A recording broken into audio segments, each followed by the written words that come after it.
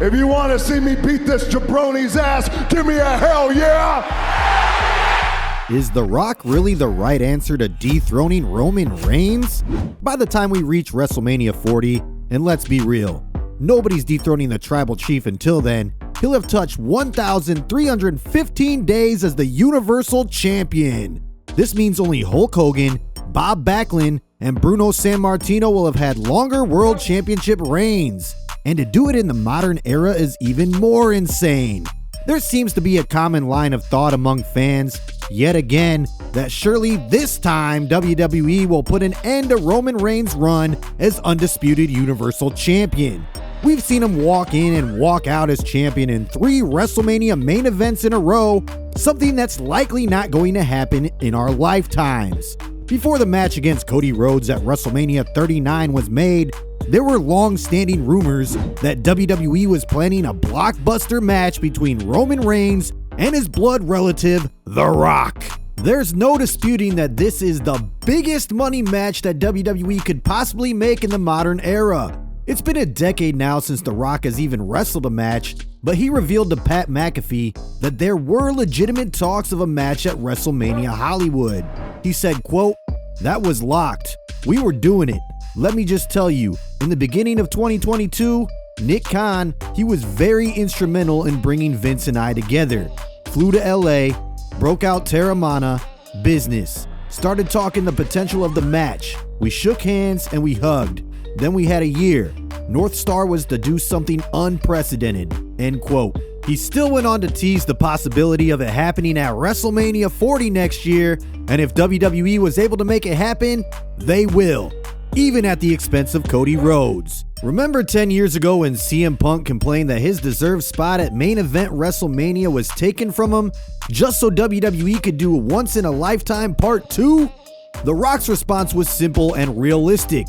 The match that draws the most money will be the headliner, and 2,348,000 pay-per-view buys later, it was clear why the match had to be run back. WWE is a business at the end of the day, and if they were so driven by the money that The Rock and John Cena could draw then, imagine now when there's a parent company looking to recoup as much of their investment as possible. CM Punk was deserving of the WrestleMania main event, there's no doubt about it. Just like how Cody Rhodes is deserving of the WrestleMania 40 main event. The only difference is that you're unlikely to hear Cody be vocal about his frustrations the same way Punk was. It all comes down to the money, and The Rock versus Roman Reigns would drive fan interest up more than any other match could. With that being said, there's an important question to ask. Does it make sense to have The Rock be the one to dethrone Roman Reigns? The answer is no. From one perspective, you could argue that The Rock has direct ties to the bloodline, but on the other hand, everybody knows that he will only come for a one and done. This means that we may just see a 4th WrestleMania in a row where Roman Reigns walks out as Universal Champion. And what does that mean? Likely another 4 months minimum before we see Roman getting dethroned. It's not exactly unfair to think that the Bloodline story has fizzled out a bit this year. While it undoubtedly had its moments, things haven't been as exciting for the last few months, especially considering that Roman Reigns has hardly been around and Jimmy Uso has tried to get back into the Bloodline despite being the one who essentially broke it up. It's also not unfair to assume that the old story is on its last legs. At this point, the mentality seems to be, let's just see it through and fill the gaps as much as possible until WrestleMania comes around. There's no doubt that Cody Rhodes is the more deserving superstar and is being positioned to be the one to finally end the run of the Tribal Chief. But could there be an alternative where Roman Reigns pulls double duty at WrestleMania? This may have to involve the match against The Rock not being for the undisputed Universal Championship, while the match against Cody Rhodes, presumably on night 1, would be for the title. But this is an unlikely scenario, and for good reason.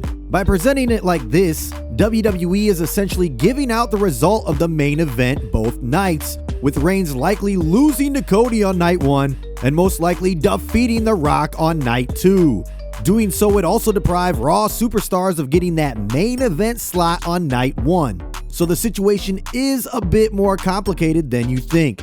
But in short, The Rock should not be the one to dethrone Roman Reigns for the simple reason that it will take away the opportunity to elevate another star and give them the biggest moment of their career. As of now, that star looks like it's gonna be Cody Rhodes, especially since WWE made sure to add Jey Uso into his story to ensure a seamless and logical transition into the rematch against Roman Reigns early next year.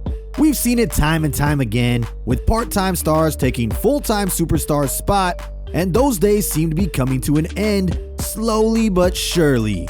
Do you think The Rock should be the one to dethrone Roman Reigns, or should Cody Rhodes be allowed to finish the story? Let us know what you think in the comments below.